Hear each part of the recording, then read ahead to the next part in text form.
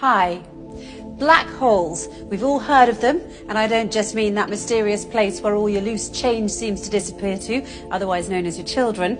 I'm talking about that region of space with a gravitational field so intense that no matter, radiation or even light can escape it.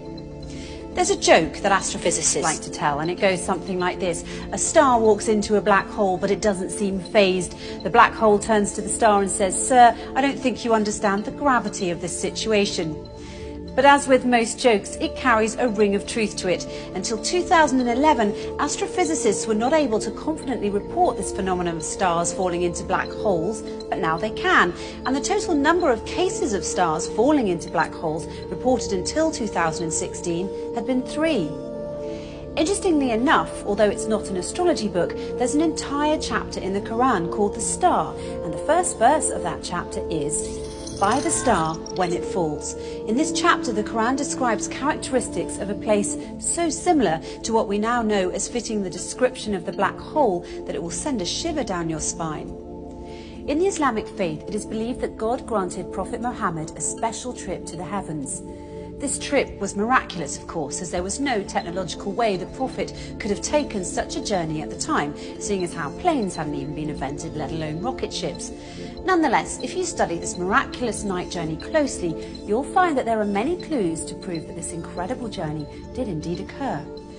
Not only that, where it took place turns out to be of great interest too, because astonishingly enough, the description of the area the Prophet ascended to matches the characteristics of what we now know about the black hole. So let's look at what we now know about the black hole through the recent discoveries of science and compare it to the mysterious area the Quran describes in its pages as part of this miraculous night journey the Prophet took. Firstly, in verse 16 of chapter 53, the Quran describes this place in space as very dark. In fact, it describes it as darkness covered or draped in darkness, which is not surprising. Space is a pretty dark place. Even so, some areas are darker than others, but nothing is darker than a black hole, because black holes have such immense forces of gravity, nothing, not even light, can escape from them. That's why they're black. And because they're black, they are veiled from direct observation. They nevertheless reveal themselves indirectly, as scientists have special tools that can help them see how stars that are very close to black holes act differently than other stars because of the immense force of gravity that black holes have, and this helps them identify the location of black holes. Secondly, according to the Quran, when ordinary people look at this dark area in space, they can't see it directly as their eyes bypass or surpass the boundary of this area, and they only see beyond it or around it. It's almost as if this area behaves as a lens. Science, it turns out, has a term for this. It's called gravitational lens. Let's take a closer look. Normally we think of light travelling in straight beams, but near a black hole, the powerful force of gravity bends and warps rays of light around it, creating a visual imprint on the surrounding material. Astrophysicists have proved that a black hole bends light to act like a cosmic magnifying glass, giving astronomers a view of an even more distant galaxy behind it. And this, my friends, is what we call a gravitational lens. However, the Quran brings our attention to an interesting fact regarding this matter in verse 17 of chapter 53, when it says, "The eyesight of the Prophet Muhammad did not swerve, nor did it pass beyond the boundary. He certainly saw it as one of the greatest signs of his Lord." Could this verse be alluding to the fact that the Prophet Muhammad actually visited the black hole and looked at it directly? Thirdly, the Quran describes this area's shape, wide at the top with sloping sides and a narrow tube at the bottom, almost funnel-shaped.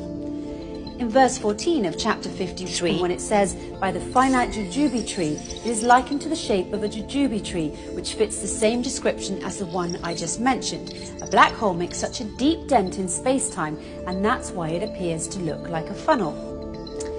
Despite the black hole's effects on the movement of matter and its tremendous suction power, the black hole's space-time dent remains hidden behind its event horizon, and it's always surrounded by an area which does not allow light to escape and therefore cannot be directly observed.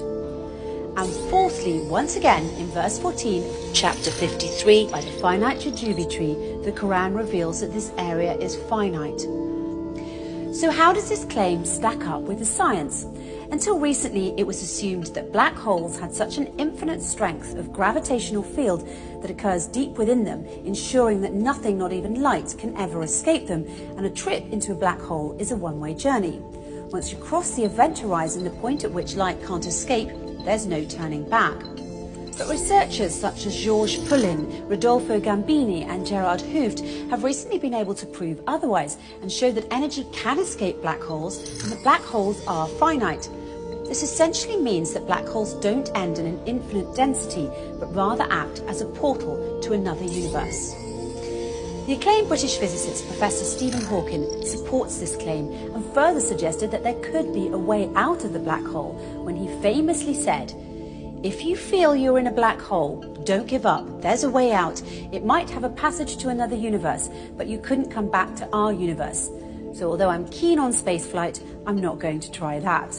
In conclusion, the Quran swears by the star when it falls that the Prophet Muhammad travelled through space and reached an area which, according to the Quran, is one of God's greatest signs, an area that is much darker than its surroundings. This darkness hides its funnel jujube tree shape underneath, and no one can see this area directly as his or her eyesight will swerve and pass beyond its boundary. Finally, we're told that this area is finite and a portal to another universe. So it would seem that the Quran and astrophysicists agree, as the way in which the Quran describes this mysterious area matches what we now call the black hole. However, the Quran takes it one step further by asserting that it is, in fact, a portal to heaven, a claim which science has yet to prove. But if past experience is any indication, it's only a matter of time before science catches up to the scientific miracles already contained in the pages of the Quran.